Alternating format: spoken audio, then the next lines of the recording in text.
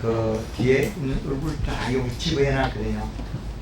정인으로 다 해놨으니까 그 앞으로 정인 출석하면 다 나와야 됩니다. 그 정인 출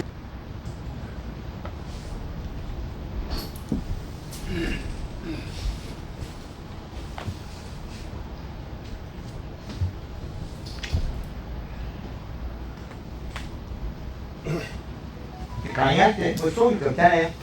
카메라 켜고 해가지고 끝날 때 끄면 되고. 예, 2024년 9월 28일 9월 강의를 해보도록 하겠습니다. 예, 반갑습니다. 요만큼 박수를 잘 치면 강의가 장이 돼요. 요것보다 조금 잘 웃어주고 살짝 박수치게. 그래야만이 지가 잘하는 줄 알고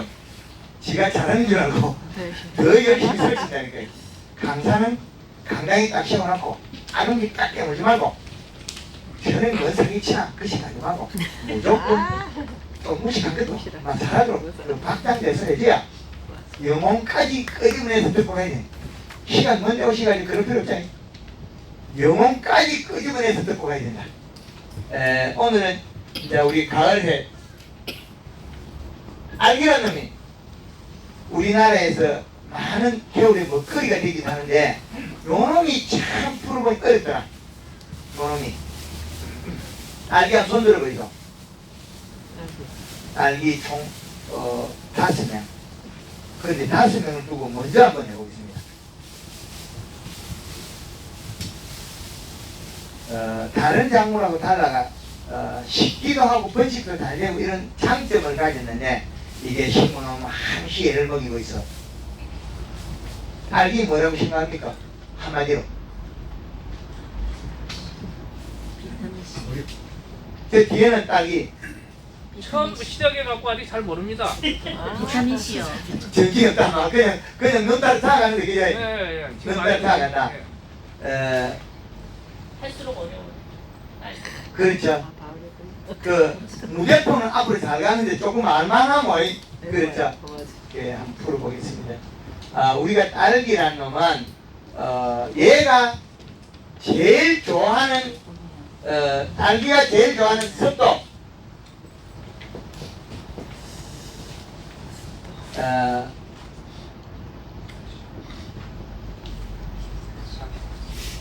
45% 이상. 그러면 45%란 점을 찍은 거는 뭐냐? 이 이하가 됐을 때는 요 이파리의 기공 탈수가 되더라. 기공 탈수. 직사광선에 의한 옆 표면 온도가 올라가서 호흡 작용이 빨라서 숨을 할당할당 써서 일어난다는 거죠. 숨을. 그래서 딸기의 재배 습도는 45% 이상. 그 더 올라가면 또 단점도 있습니다. 요게 선행이 되어야 된다. 그래야만 요 습도가 맞아야만이 기공 탈수가 되더라. 그런데 우리가 육류를 키울 때도 기권이 오는 경우가 있죠. 그러면 한기를 닫고 열고 닫고 할 때 기권이 제일 많이 오죠. 그때 오면 돈이 훅훅 날아가죠. 예. 기공 탈수. 그 다음에 제일 문제되는 게 요 기공 탈수부터 풀어보겠습니다. 기공 탈수가 됐을 때 우리가 경제적 손실이 엄청나게 많이 생기죠. 기공 탈수. 그럼 기공 탈수가 됐을 때는 우리는 돈이 없어져 버리잖아요. 기공 탈수가 됐을 때. 기공 탈수는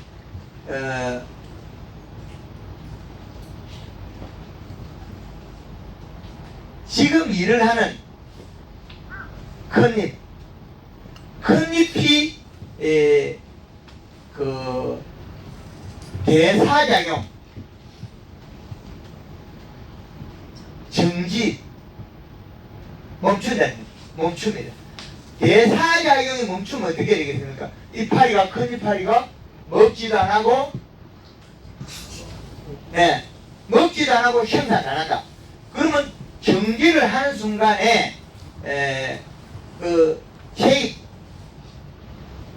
쉐입이 영양을 다 먹어야 돼요. 얘는 영양 과다해서 그 타서 준다.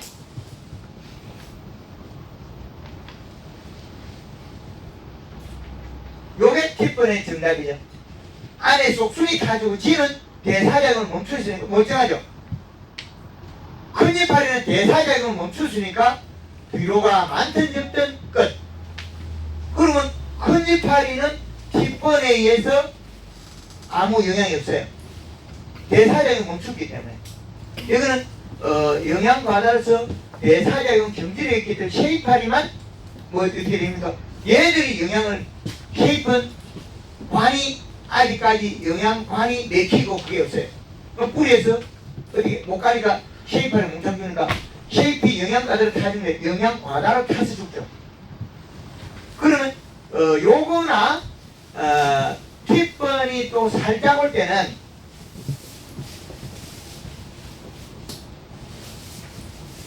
꽃몽우리 요 자체가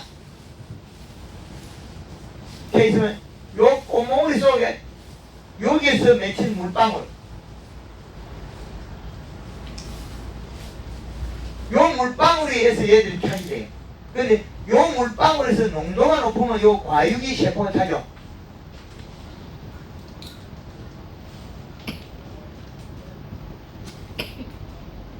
과육 세포가 파괴된 게 나오는 게 요 물방울이라는 거죠. 요 여백 물방울, 여기 있는 물방울. 그럼 생장점에 들어간 이파리는 태우고, 그럼 과일이 수정이 안 되고 여기 공폭팽이가 되니까 비뚤어지고, 그것들이 주 원인은 기공 탈수에서 줄줄이 나오는 거예요. 그럼 습도를 45%만 맞춰주면 얘들은 안 일어날 일이에요. 근데 습도 45% 맞추어도 어떻게 돼? 직사광선에 의해서 또 나타날 수 있어요. 여기 표면 온도 때문에 일어난다고. 그 꽃몽우리에 그 물방울이 불량과가 나와요. 이게 불량과. 불량과는 세포 파괴에 의해서 불량과가 형성된 거죠. 세포 파괴에 대한 불량과. 그리고 그 다음으로 이제 우리가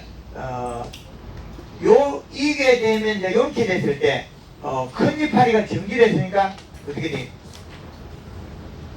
뿌리가 굶어.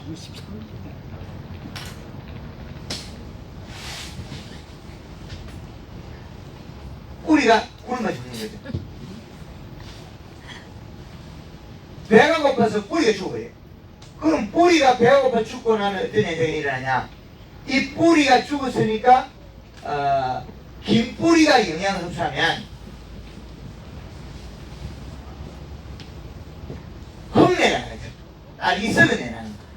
딸기 사와서 먹을 때 흙내나고 꼼꼼한 내나는 거는 긴 뿌리가 그냥 영양을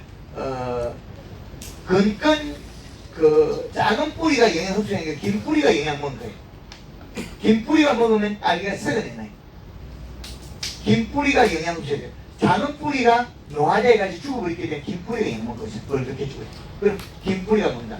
이는 비일비재한 일대 정교인데 여본도를 몇 도를 우리가 설정해서 찾아내야 되겠죠. 아직까지 여본도를 정확히 찾아내지 못했는데 이제 요런 현상을 막는 방법을 이제 동원해야 된다. 그러면 이 현상을 없게 만드는 방법은 뒷번을 기공 탈수가 아니라는 거예요. 그 기공 탈수가 뒷번이라 뒷번 자체는 칼슘 결핍이다. 용어 선택을 잘못한 거죠. 고추 칼슘 결핍이라고 하는 거나 고추 딸기가 뿌리가 손상을 입어서 일어나는 두 개가 동일합니다. 우리가 노지 고추가 이렇게 주렁주렁 열다가 큰 놈 열다가 끝이 굵어요.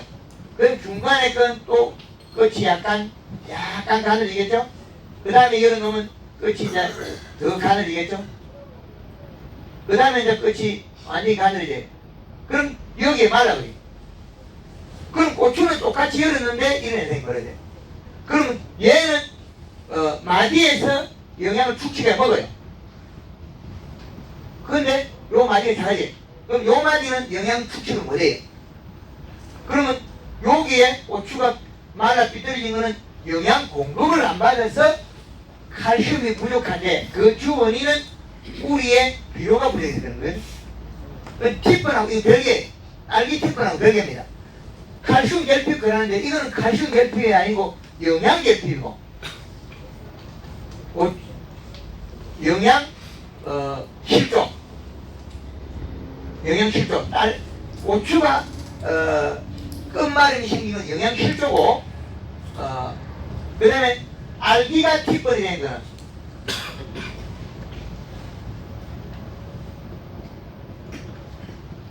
알기 티폰은 영양 실조가 아니고 흑리파리가 대사작용을 멈춘 것 때문에 그런 거예요. 이 두 가지는 엄연히 달라요.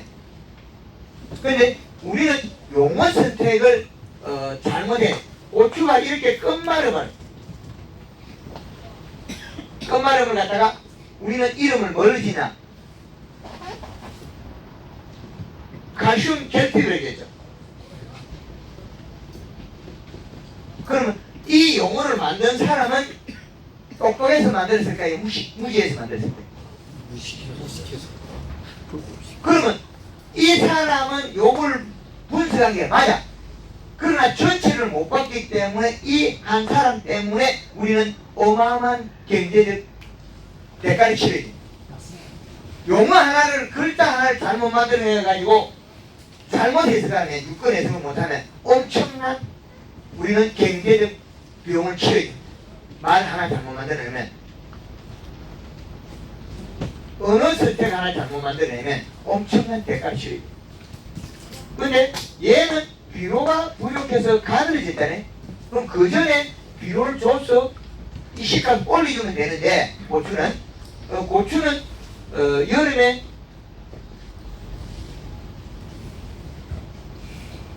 여름 노지 고추에서 우리가 그 고추 칼슘 결핍 그러지 하우스에서는 이게 잘 일어나지 않아요.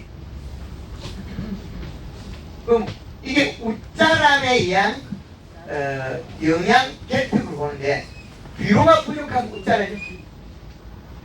비료가 부족하면. 그런데 고추가 키가 크면 비료가 적다. 그 딸기를 심으면 딸기가 키가 크면 뭐라 그래? 아니 위로 올리면 되지. 비료 부족이죠. 근데 비료 부족인데 웃자람을 만들어야만이 대과를 만들 수 있는 전제 조건이 됩니다. 처음에는 이 시간부터 낮추가 가야만이 여백을 많이 넣는데 여백을 넣으면 죽어요. 그래서 딸기 티폰하고 고추의 칼슘 결핍하고 두 가지는 결국 티폰도 칼슘 결핍을 그러거든요. 이거는 말이 안 맞아요. 이놈도 안 맞고 고추 칼슘 결핍. 그런데 이런 유권 해석을 잘못해놓은 게 우리나라의 농업에는 부지기수로 만드는 거죠. 고추 칼슘 결핍은 아니다. 영양 실조. 비료 부족이다. 이런 앞으로도 고추 끝마름을 칼슘 결핍이라고 용어를 쓰는 사람은 무시하다. 퇴출시게. 그래야만이 국가가 경제적 유연하죠. 이 칼슘이 친다면 식을 쓸 때 되는 거예요. 그럼 요 고추가 요 꼬부리 대다가 그 다음 고추가 열면 요건 꼬부리져요. 이렇게 꼬부리죠. 영양이 부족해서 온도값이 나만이 꼬부리죠. 그럼 요와 요 차이가 꼬부리는 고추 있는 거예요. 그러면 이 식감만 맞으면 계속 좋은 게 되겠죠. 그래서 알기가 티폰에 온 거는 기공 탈수다는 거죠. 그럼 섭을 맞춰주거나 잎에 함수량을 늘려주면 티폰 없습니다. 장 맞을 때 비가 많이 오고 이파리 비를 맞으면 어떻게 해야 됩니까? 병 하나 없습니다. 딸기가. 왜 그러냐? 여백을 씻겨버리면 병이 없다는 거죠. 여백을. 딸기의 병은 여백에 의한 병과 기공탈수에 대한 부분만 제대로 풀면 되겠죠. 그래서 우리가 우리가 굶어 죽는다 이런 현상이겠죠. 그러면 우리는 차광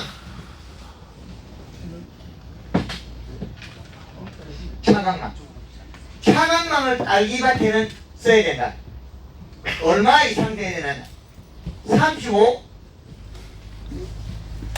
35%에서 약 한 50%까지는 써야 되겠다. 그래야만이 차광망을 덮어버리면 실내습이 올라가요. 한 10% 이상 올라가요. 그러면 여름에도 차광망 써보셔야 되지만은 겨울에도 차광망을 딸기는 써보셔야 돼요. 언제 써야 되느냐? 아침에 열을 가둘 때는 차광망을 벗기고 온도가 얼쭉 좀 올라갔을 때는 차광망을 씌워서 열을 낮춰야 돼. 최대한 열을 낮추고 그래도 차광망 쓰고 있는 상태에서 하우스 온도가 올라가면 환기를 시켜라.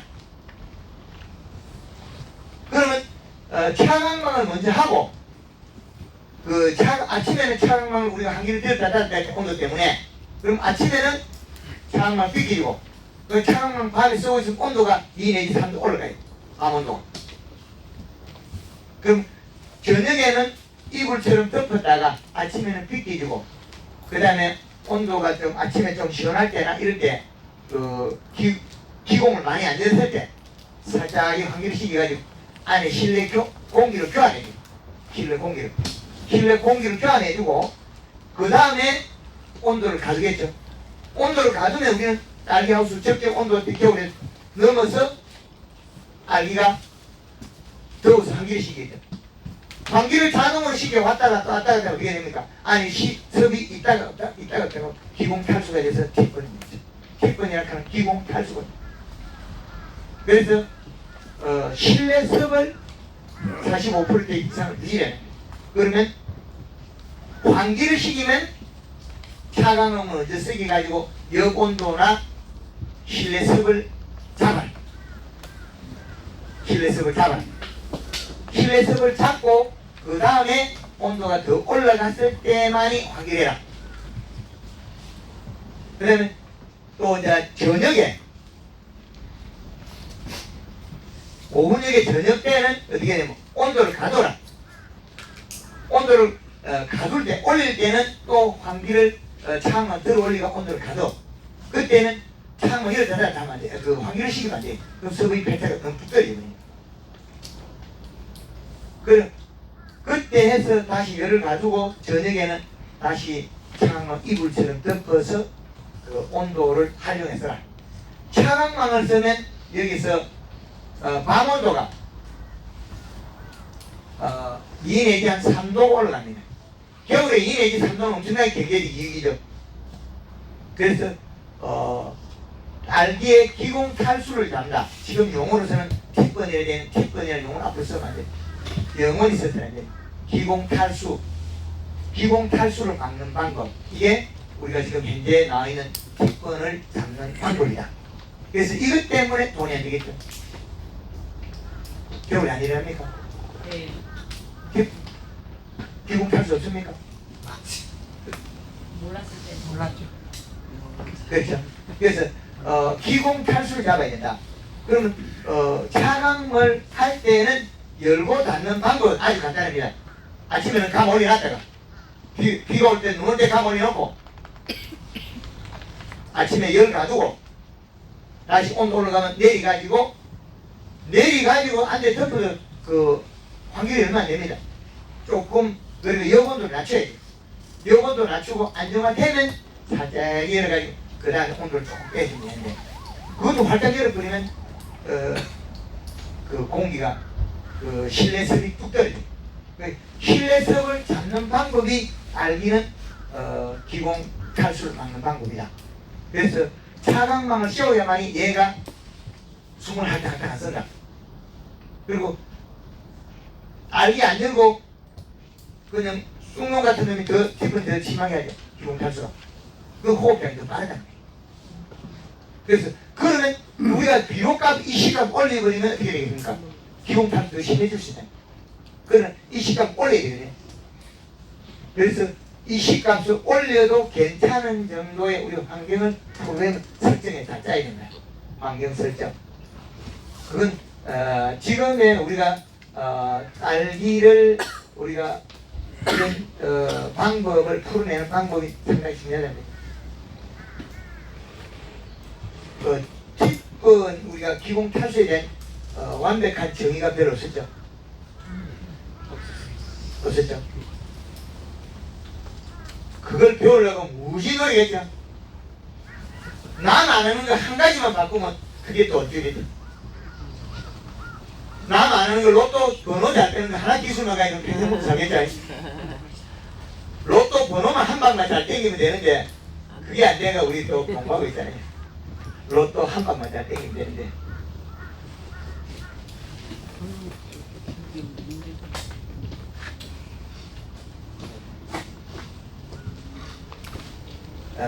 그래서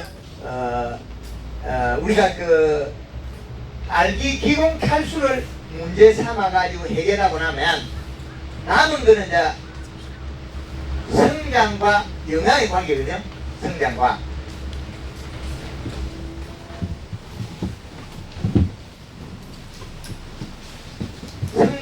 영향의 관계인데 이제 우리가 성향으로 보면 얘네가 기공 탈수를 잡고 나면 영양 관계겠죠. 뭐 병부터 하겠지. 문을 좀 열어놔고 있어 뒤에 선풍기 소리 안 나게. 예. 알기의 병 중에서는 제일 많은 게 시드름병. 시드름병은 뿌리가 죽어서 나타난 현상이죠. 뿌리가 죽어서. 근데 시드름병의 주 원인은 딸기 이파리에서 여백이 맺어서 이 여백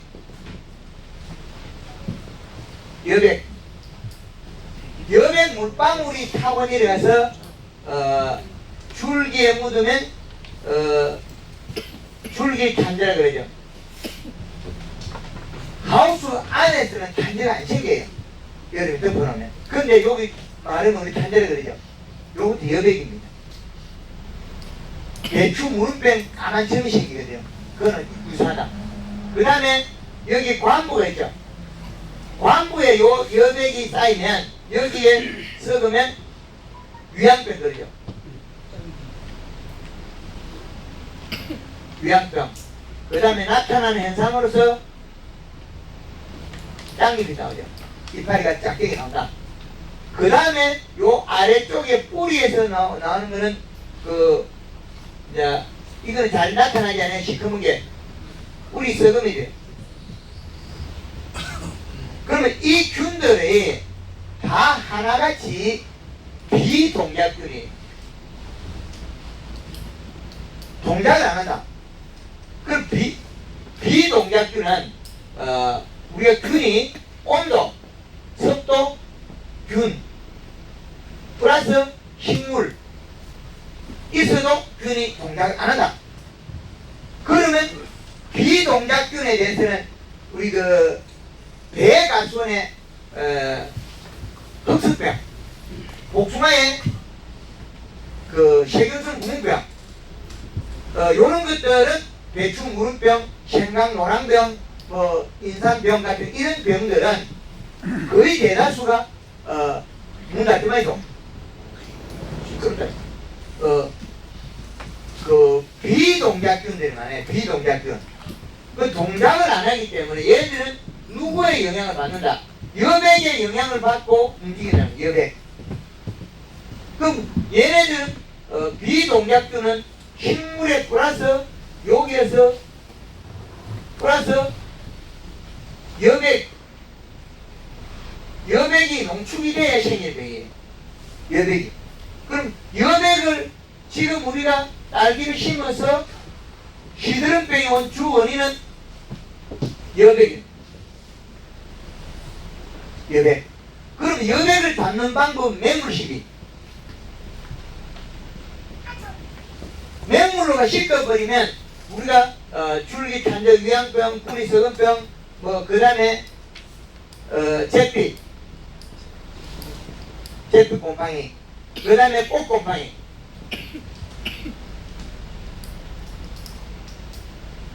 그러면 알기에 살균제는 써야 된다 안 써야 된다?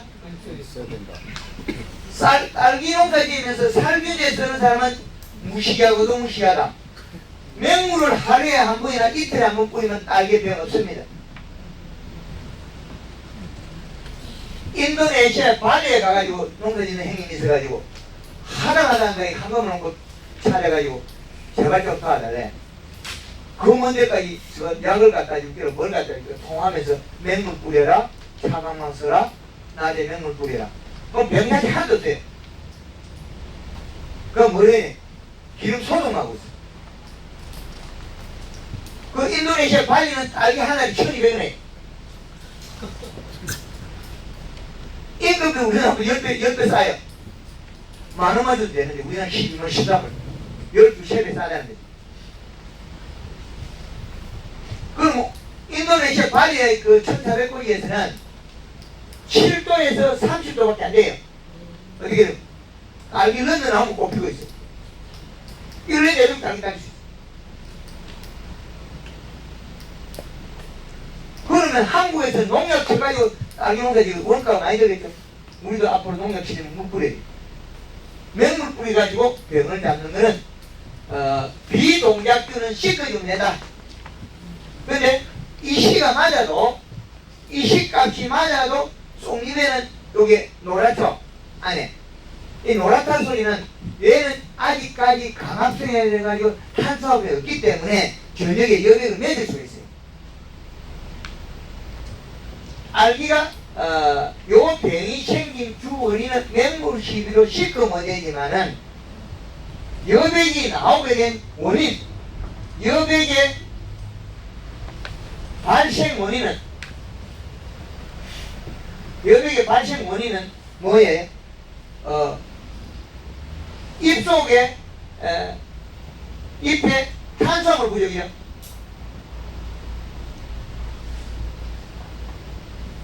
자, 입 속에 탄수화물 부족이다. 낮에 먹은 근권 미생물을 소화시킨 질소군이 아밀산 단백질이 입으로 가서 광합체에서 설탕물을 만들어요. 이거 입에.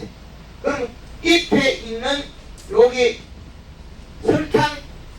설탕량만큼 기공을 갖고 저녁에 가져온 양수분이 먹고 그 외에는 물방울이 되게 나오겠죠.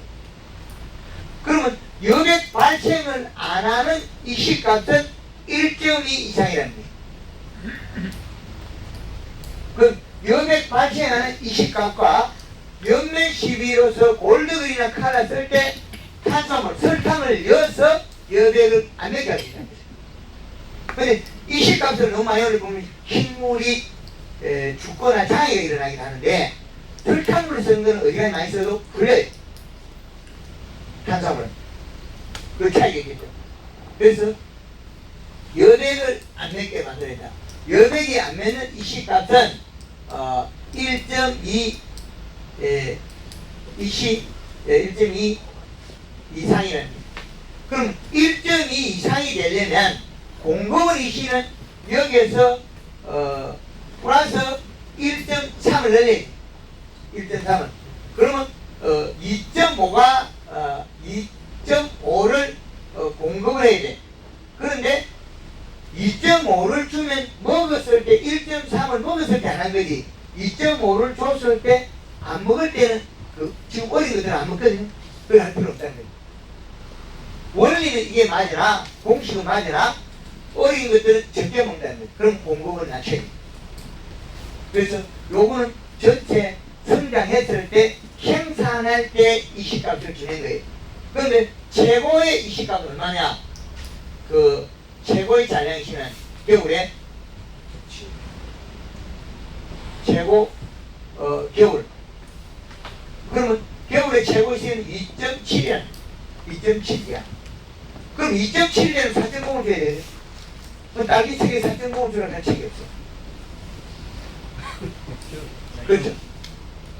순간적으로 4.5나 5.0을 줘도 잔량시가 낮기 때문에 딸기가 창이 없어요.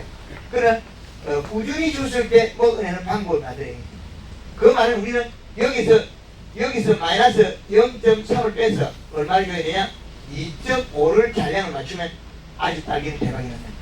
그런데 전제 조건이 힐레습과 차방을 했을 때만이 성공할 수 있다. 좋은 박수 칠 때 안 됩니다. 끽하다가 보면 나중에 영어는 못 꺼지면 되고 힘이 남아가지고 한 번은 뭐 배배 비실해야 되고 가만히 서 있습니다. 되게 부려먹어야만 나중에 힘이 쪽 빠지지. 그래서 우리가 이런 잔량 이시에 대한 부분을 맞춰내면 된답니다. 잔량 이시. 근데 이제 요런 병을 알았더라면 이제 성장 중에서 웃자랑과 우리가 정식을 했을 때는 정식 후에는 꽂는 문화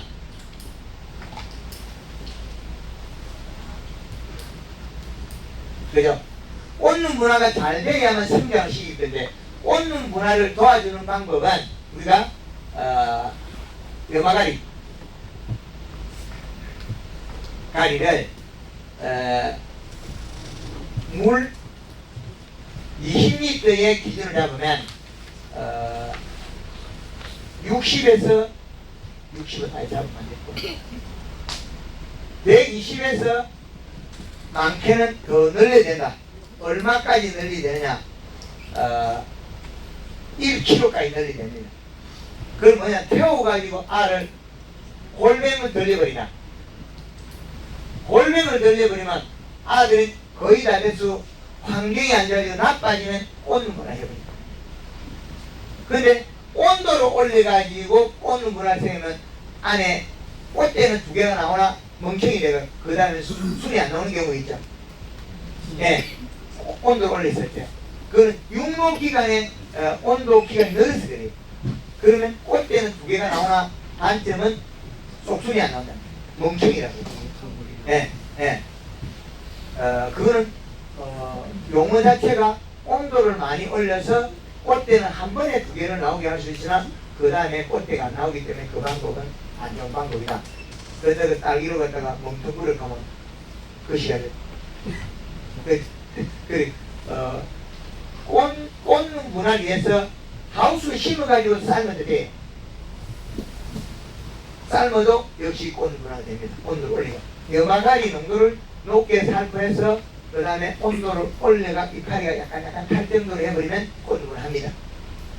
저희는 지금 정식한 지 한 17일 정도 되는데 지금부터 이제 하면 꼰 문화가 될까요? 그렇죠. 그건 뭐 지금 날씨에 아직까지 안 될 수도 있는데 온도가 그래서 아마 꽂는 문화를 금방 할 겁니다. 이거는 이제 염화가리 쓰고 방법을 이제 맹물 10일에서 여백을 씻어주면 3일에 한 번 정도 염면식할 수 있다. 3일에 한 번. 예, 맹물 10일을 하루에 한 번 최소한 해야 됩니다. 그럼 빨리 키우면서 빨리 동작을 하고 맹물 10일을 1에서 5회까지 할 수 있다. 하루에? 예. 이렇게 하면 처음에는 5회를 하지만은 다음에는 한 3회까지는 괜찮아요. 그리고 여기에서 그러면 연면 시비는 하루 1회 한 번 할 수 있다. 1회 할 수 있다. 그럼 어릴 때 정식했을 때는 맹물 시비를 한 5회 정도 해주고 하루에 한 번씩 연면 시비 해줘가지고 빨리 뿌리를 박음해라. 뿌리를 빨리 내려라. 박사님 그계신데 예. 8일 된 거거든요. 정식 8일에. 그래갖고 이 방법대로 예. 우럭에게 설탕 3kg, 염화가리 3kg, 골고루 2.5를 그 사이에 오이때 줬는데 이렇게 보고 꽃이 올려서 예.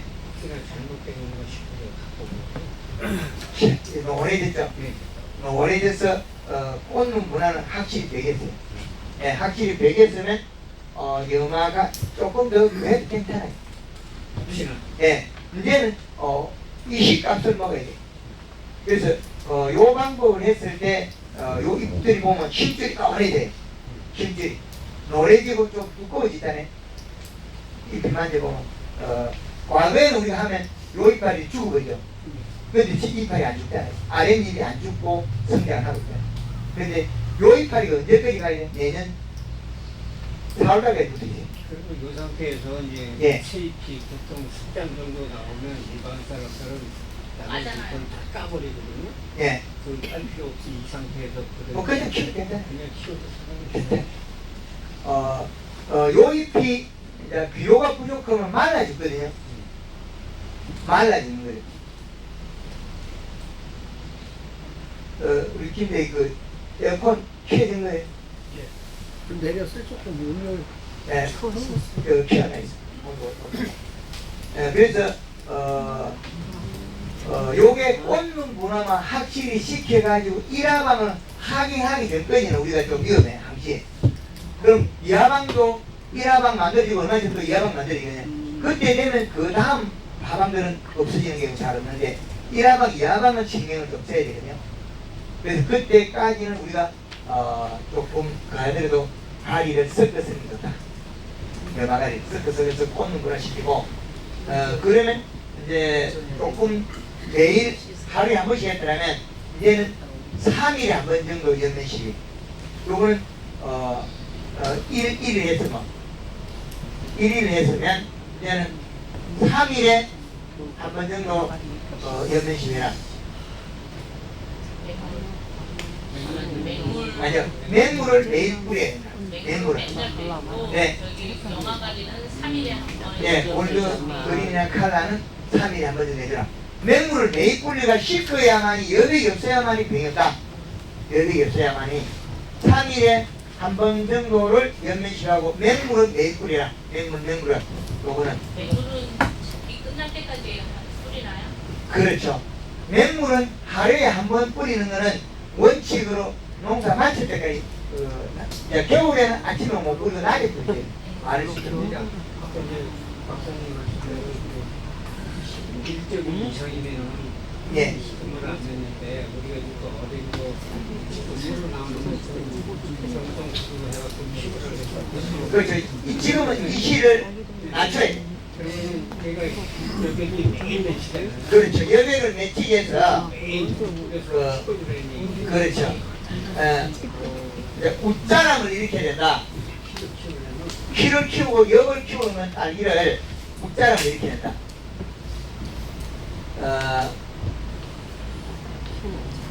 웃자람 그 1하방 꽃 필 때까지 웃자람을 일으켜도 큰 해가 없어요. 그럼 웃자람을 일으키면 이제 장점은 있는데 이게 잎을 너무 키워나면 또 문제는 그 이파리가 너무 과해서 좀 단점도 있어요. 이파리 너무 많아가지고 불편해. 따기도 불편하고. 그럼 어느 정도 여기 잎이 내가 10cm 할 거냐, 13cm 할 거냐, 15cm 할 거냐, 요런 크기를 정해야 돼, 설정해. 그러면 너무 잎을 크게 키워놓으면 다음에 과학 분무가 되고 일하기 불편해. 단점이 있어요. 1하방에서 좀 장애이지 2하방 되는 것들은 엽개수 많기 때문에 1하방 때 좀 타락한 게 없거든요. 1하방이 딸기가 비싸니까 문제가 제시되거든요. 그럼 우리나라의 농법에서 딸기를 갖다가 7개, 8개 자라거든요. 그럼 1.5cm랑 곱하기 1개를 계산하면 우리는 11cm에서 12cm 딸기 이파리 넓이를 만들어야 합니다. 딸기 이파리 1.5cm랑 한 개 단다는 거예요. 1.5cm랑 1.5cm 한 개를 단다. 그게 우리나라의 체계 시대가 있는 방법입니다. 그런데 1.5cm 딸기를 한 개 따도 2하방 때 되면 어떻게 됩니까? 딸기가 완전히 줄어들어요. 그 말은 이식값이 낮아져요. 그 이식값 올리는 거예요. 그래서 지금 꽂는 문화 시기로 웃자람 일으키고 옥사람이 일으키는 이 시값은 잔량시가 우리가 질병이 이 시가 제로에서 1, 0.3까지는 여기는 무병 병이 없어요. 이 시값 속에. 그 다음에 여기서 0.3부터 1.2 여기는 질병. 그 다음에 여기서 다시 1.2부터 2, 3은 여기는 무병 병이 없어요. 그런데 노지에 비가 오면 병이 생기게 돼요. 노지의 배추는 1.5가지가 안 돼. 1.5, 1.2가 안 돼. 1.5까지 올려놔야만 여백이 안 되죠. 무릉병이 안 오죠. 그래서 알기에는 요런 프로그램을 활용해야 됩니다. 그럼 기본 인식은 얼마나 가지? 그럼 여기에 병이 하는 게 여백이 맺어서 요 상태에서 0.6에서 0.9까지가 붓자람이래요. 요 붓자람. 그죠? 그럼 요 이식값을 지금 잔량시를 맞춰야 물을 뿌려서 붓자람을 만들어요. 근데요, 예. 사람을 하다 보니까 예. 실은 그건데 예. 이게 커지지 않는 경우가 그거는 이제 연면식에 설탕을 들어간 양을 조절합니다. 그 설탕을 길수록 돼요. 그렇죠. 키가 자르기 커요. 그래서 여기에 이제 붓자람을 일으키는데 여기에 설탕이 빠졌잖아요. 염화가리만 있고 염화가리가 요 그람수인데 여기에다가 설탕이 120g이 붙었잖아요. 요 양으로서 요걸 줄이면 돼요. 그 잎은 피고 붓자람을 하되 설탕을 좀 줄여주면 완화가 좀 돼요. 크면서 약간 키가 줄고. 그 요거는 좀 애매하긴 해. 산소를 늘어나면 또 키를 다르도 잎이 작아지는 행동이 있거든요. 그러나 비료가 낮기 때문에 붓자를 수 있다. 그 약간 붓자르기 하면서 이 시값 조절을 왔다 갔다. 이 기공비를 갖다 익혀야 돼요. 뒤에 그 딸기 그 초보자분 질문. 지금 저희 딸기가 예. 정시간 이제 18일 됐거든요. 예. 그래서 딸기 모종을 좀 가지고 왔거든요. 예. 봐주실랍니까? 예.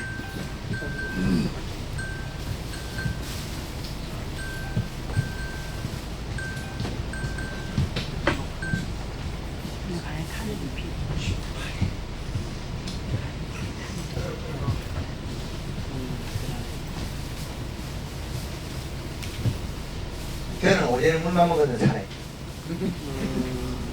하루에 2끼밖에 밥을 안 먹습니다. 딱히 하는 일도 없고 해서 밥 2끼밖에 안 먹어요.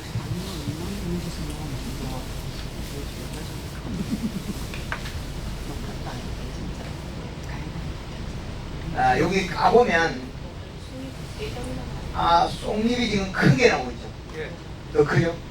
우리 모보다 요게 건강해 보이는데 실은 요게 쏙잎이 더 크게 나와요. 그죠? 전혀 다르죠? 날짜가. 네. 그렇죠.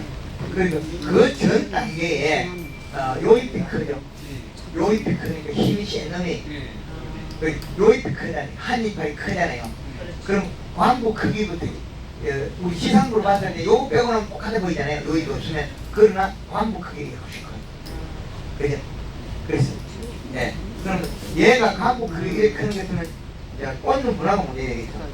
얘는 아직까지 노래지잖아요. 그 육묘 때는 크게 키웠다가 비료를 떠나가지고 외소화되어 있는 거죠. 몸은 크다가 외소화되어 있는 거죠. 예. 예. 그래서 이것도 그럼 결론은 지금 염화가리를 주고 예. 물 맨날 시비하고 그렇죠. 3일에 한 번씩 염화가리 하고 이렇게 해야 되네요. 예. 이제 꽃눈 분화를 얼마나 정확하게 빨리 이길 거냐 그게 되는 관건이거든요. 그래서 하우스가 단동입니까 연동입니까? 단동. 하우스가 연동. 예. 뒤지기 어려운 겁니다. 안 그래도 그걸 지금 걱정하고 있습니다. 마음이 제일 좋은 거예요. 그게. 예. 그게 뭐냐면 하우스가 실질적으로 온도를 낮추는 방법은 바깥에 덮어야 되는데 안에다 여기 덮는 게 좀 저 온도값 여기 차버리잖아요. 차가면 열이 왔다 갔다 하잖아요. 여기. 그죠? 그래 밖에 덮었습니다 지금. 예. 바깥에 여기서 이렇게 해줘야 되는데 그러면 우리는 환기를 시키면서 여기서 차응이 되는 시스템을 갖춰야만이 우리 반동을 간다는 거예요. 연동은 이렇게 연동이 되어 있잖아요. 그럼 여기에서 환기가 여기 붙어 있잖아요. 예. 환기가 양쪽에 붙어 있단 말이에요. 그럼 차가운이 내릴 수 있는 시스템을 어떻게 하든 연구를 해야 돼. 예, 보내해놨습니다. 예. 여기에서 이렇게 내려와야 돼. 바깥으로. 예. 여기에서 차가해갖고 실내 온도 값이 달라요. 근데 저희는 단종인데 안에 보온 덮개가 있어요. 커튼이. 예, 그건 괜찮아요. 그런데 그거 있어도 단동은 이 자체를 그냥 다 덮어버릴 테니까. 다 덮어버릴 테니까. 여기 장기역 있잖아요. 그렇죠. 여기에서 단종. 예. 그럼 비 오고 눈 올 때는 덜 올려놓고 열 가져올 때만 덜 올려놓고 그거에서는 환기시킬 때 내리가지고 최대한 환기를 늦게 시켜요. 그러면 우리가 요 환기는 자동으로 해서는 안 되죠. 이 환기는 낼 수 있으면 요 환기는 자동으로 해서는 안 돼요. 그래야만 섭의 펜차가 안 생겨요. 방치 열어놔도 좀 덜한데 이걸 갖다 열었다 닫았다 앉으면 기분이 더 많이 하죠. 티프는 겨울에 거의 대다수 어떤 걸 해도 행해도 오는 원인이 기공 탈수에 해당하기 때문에 어쩔 수 없다. 그래서 차감을 해주면 실내 섭이 10%가 올라가요. 그리고 섭이 떨어지면 맨물십이라가 섭을 보충해야 돼. 낮에 점심 때 섭을 보고 우리 점심 때 작업자들이 없을 때 알기 하우스 내 실내 섭을 봐야죠. 이 실내 섭이 안 맞으면 그때 낮에 한 번씩 물 뿌려주는 걸로서 여백도 씻어내고 섭도 보충하고 그럼 병균이 없다네. 그럼 이틀에 겨울에 2일 최소한 1회 아니면 1회 정도는 맹구 뿌려야 된다는 거예요. 그러면 그렇지 않으면 우리는 병을 못 박아서 안 된다는 거죠. 딸기 질문. 저희 같은 경우는 체험을 시작하잖아요. 예. 그러면 보통 크리스마스 기준 해가지고 예. 한다고 치면 크리스마스 때부터 이제 3월달까지 하는데 그 사이에 저희는 이제 더우면 연문을 열어야 돼요. 연문 여는 괜찮아요. 연문 열으면 상관없어요. 괜찮아요. 천장만 안 열도 돼요. 그렇죠. 천정도 열어도 괜찮으나 천정에 차강이 있어야 돼. 차강. 이제 보온 덮개를 하고서 연문을 열죠. 그래서 그러면 실내 섭마자. 그럼 실내 습은 체험이 다 끝나고 한 서너 시 되거든요. 네. 그럼 그때 습을 주고 문을 닫아버리면 되나요? 그렇죠. 괜찮아요. 그날은 체험 있는 날은 하여튼 아침에 물을 뿌리는 날 예. 그때도 하루에 한 번은 늦게 뿌리는 예쁘게 물을 뿌려요. 그래야만 병을 잡을 수 있다. 오후에 그냥 체험 끝나고 나서 그냥 하면서 문을 닫아버리면 돼요. 예. 그 딸기의 이파리에 물이 있고 상태에서 밤을 지난다고 병을 생긴 게 아니에요. 물을 한 번 뿌려놔도 저녁에 그 상태에서 병 없습니다. 여백을 씻었기 때문에 병 없어요. 근데 밤에 우리는 딸기 이파리 묵어도 병 온다 이래요. 그러다 뻥이래. 여백이 남아 존재해 있어서 여백 속에 들어있는 영양 때문에 일어난 일이지 그 병하고는 무관해요.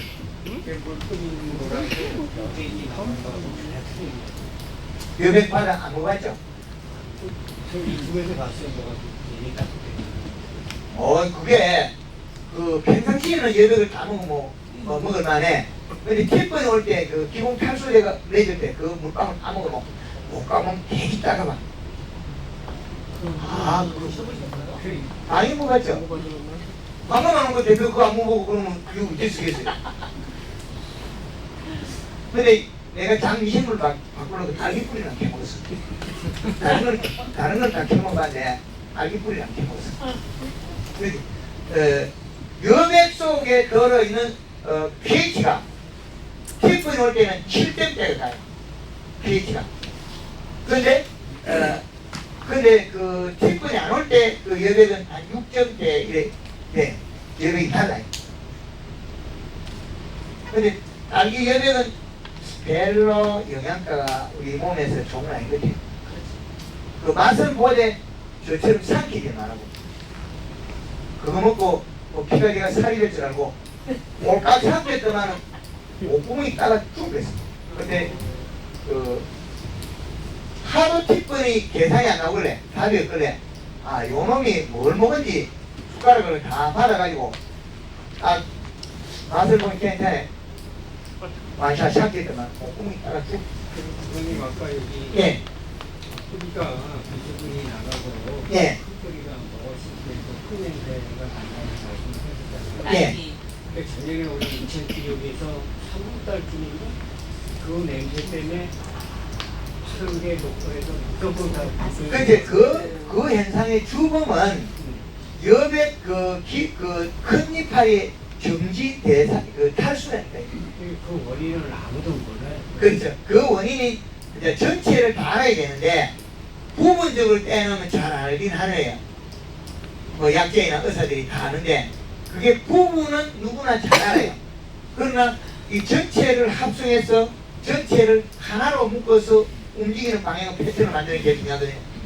그래서 그 방법이 제일 중요한데 그 방법이 이렇게 풀어보니까 8년 정도에 풀리더라고요.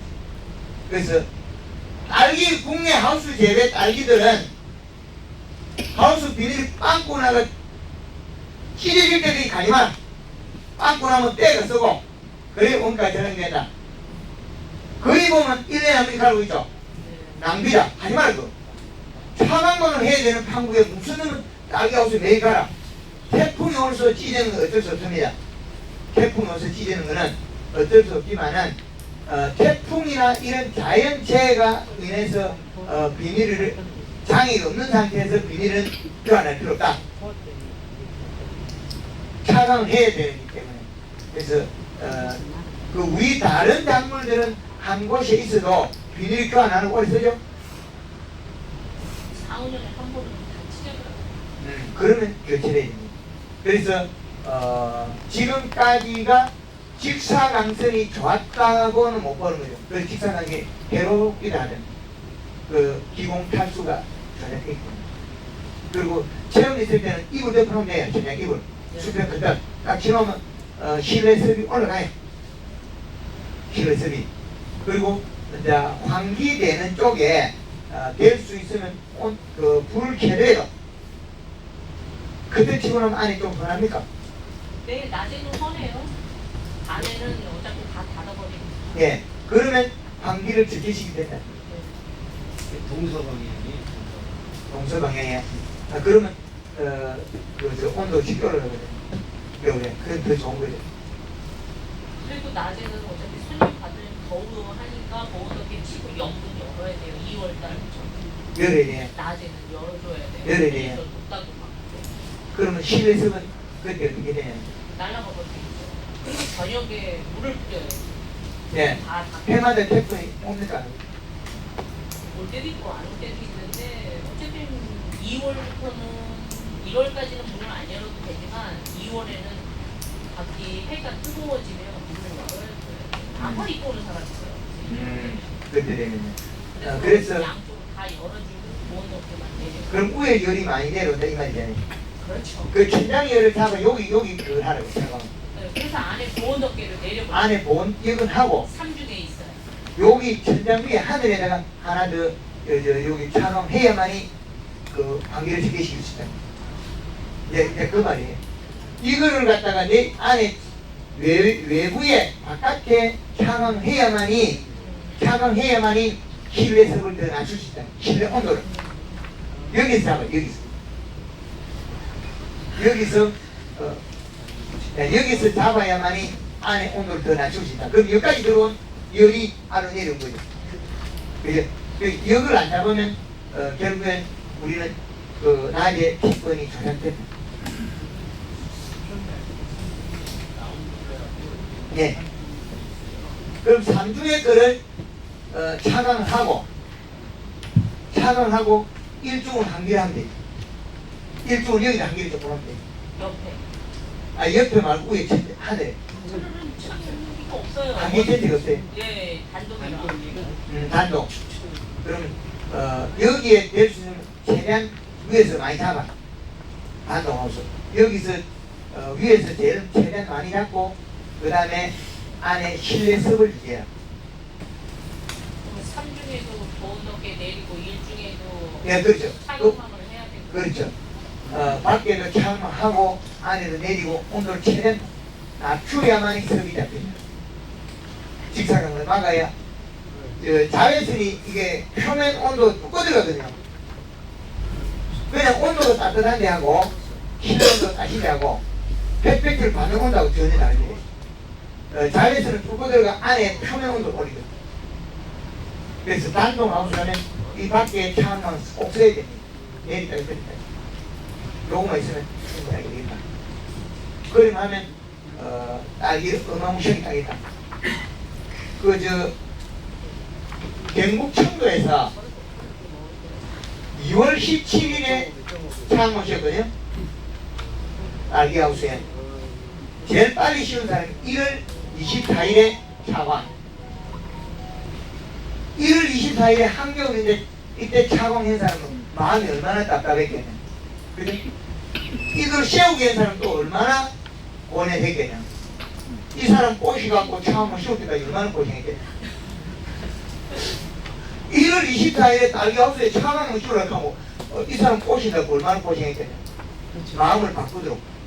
그 사람 마음을 변화를 줘서 이것만이 살 길이 없다. 그 경북 청도에서는 2월 17일에 차광했거든요.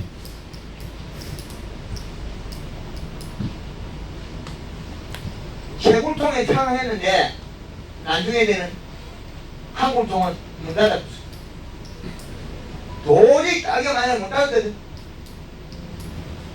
우리는 딸기 문 닫으면 문 닫아야 되는 적 없죠.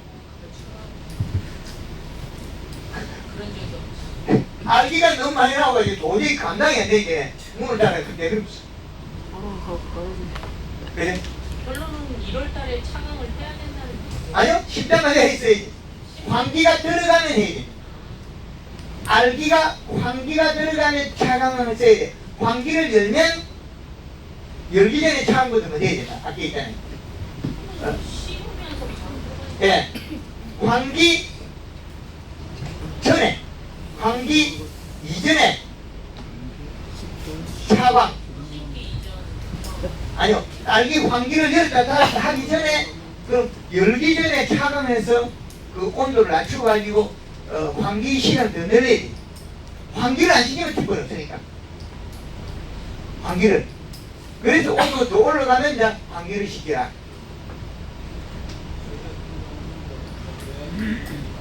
예.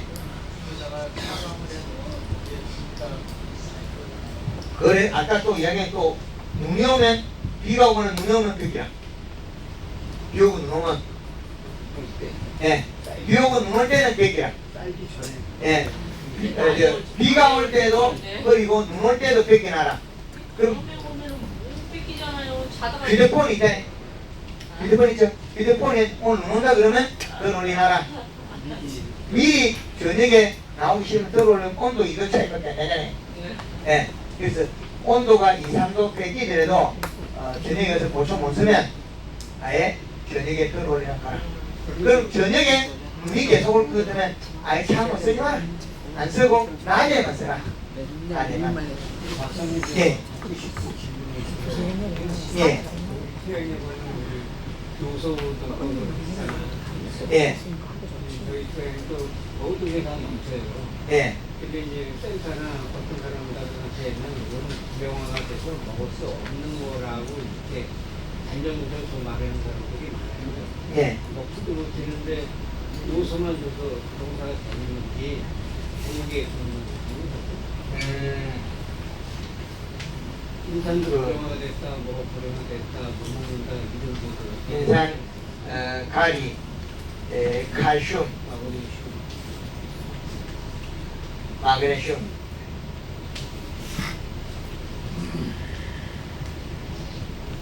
얘들이 건건 미생물, 건건 유기산이 다 녹이 먹습니다. 유기산이. 건건 유기산이 다 녹입니다. 그렇게 아시고. 못 먹는다고 연포에 용성인비라고 쓰라고 이렇게 얘기를 하더라고요. 그거 하면 나쁜 현상이다. 그래서 이게 있더라도 약 한 30% 정도는 주는 건 괜찮아요. 그런데 이 위주가 양이 늘어나 버리면 이런 것들이 늘어나면 안 된다는 거죠. 요것들이 비료가 넘치더라도 30%까지는 괜찮은데, 그래서 3, 1 비료 이거는 괜찮아요. 근데 20 요 복합 비료 수용성을 주면 장애가 부족이 됩니다. 작년에 그래서 메론을 심으면서 빗거름으로다가 제가 아무것도 주지 말라고 하길래 노래님한테서 그게 교회 요소 한 푼만 심으는데 그게 양인 것 같더라고요. 예. 그래서 나중에 축이 너무 부담한 수치를 그래서 예.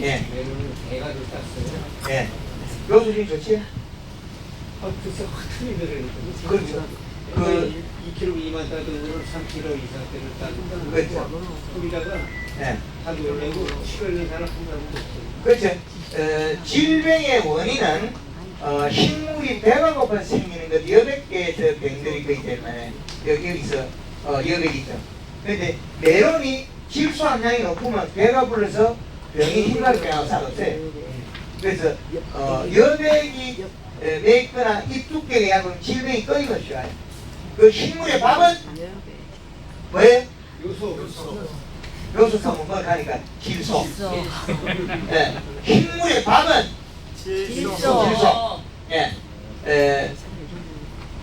우리가 그 딸기나 고추나 우리 사과나 얘한테 밥을 먹여야 된다. 얘는 밥은 식물의 밥은 질소.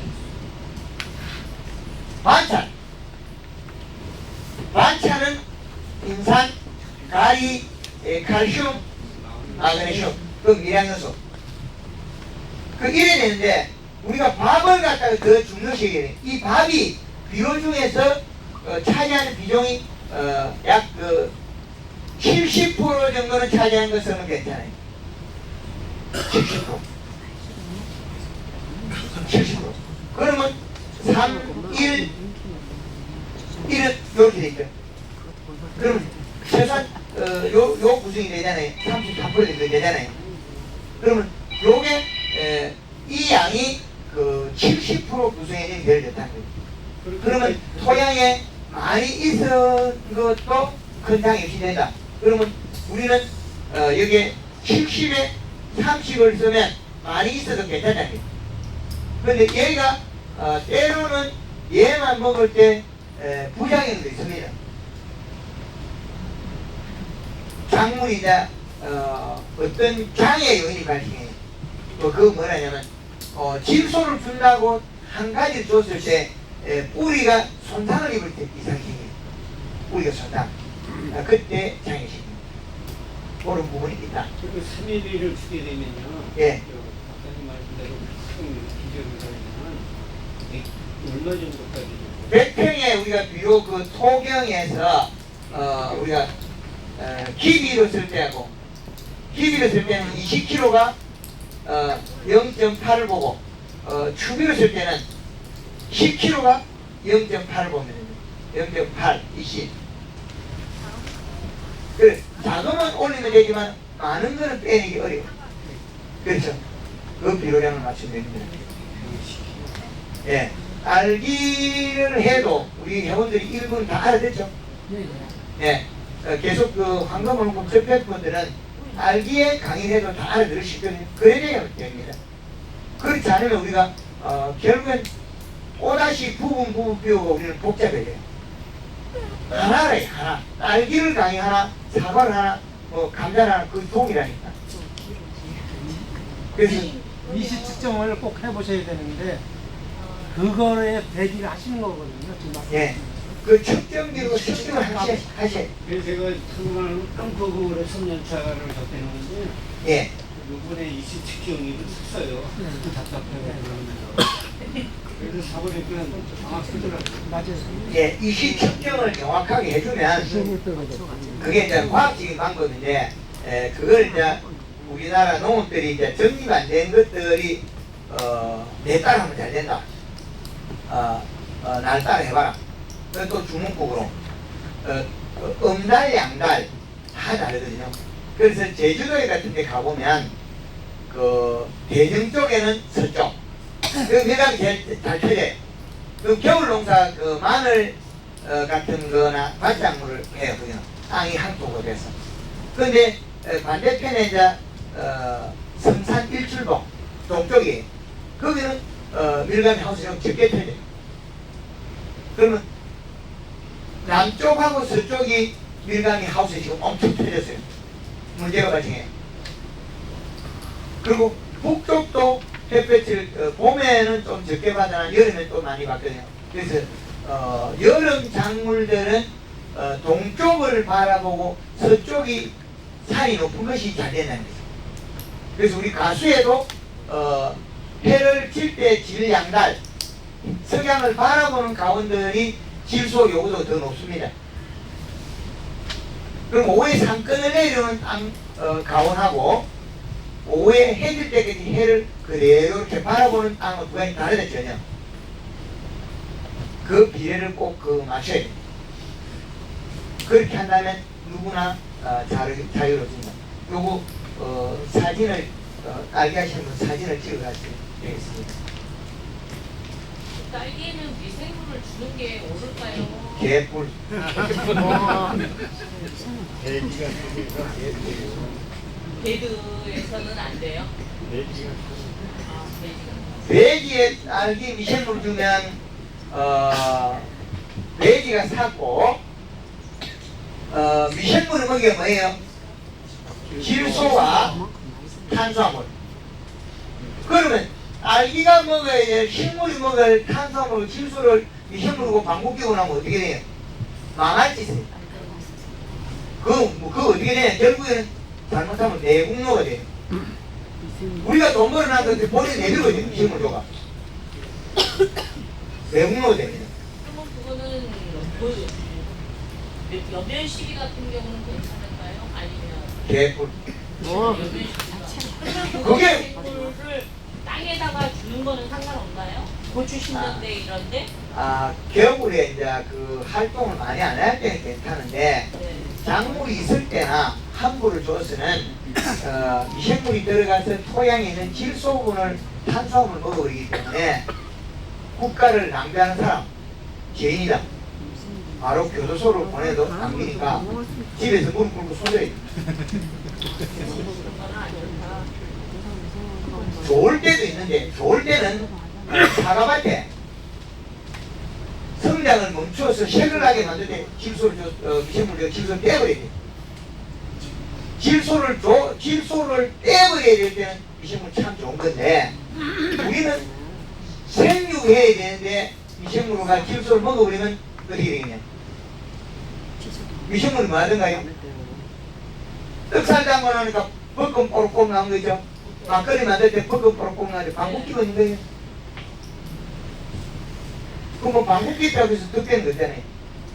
그래서 미생물 줘가지고 실패한 그 사례들을 그 하우스 그 겨울 고추라든지 샤이나스키 포도라든지 또 경기도 쪽에 어느 분이 블루베리에다가 기술센터 미생물 광탕 줘가지고 완전히 좋아져가지고 그 살려준다고 내가 맨날 전화 받다고 되게 고생하고 있어. 미생물 줘가지고 블루베리에다가 질소를 확 먹어버리니까 아가 빨갛게 돼버립니다. 올까지 더운데.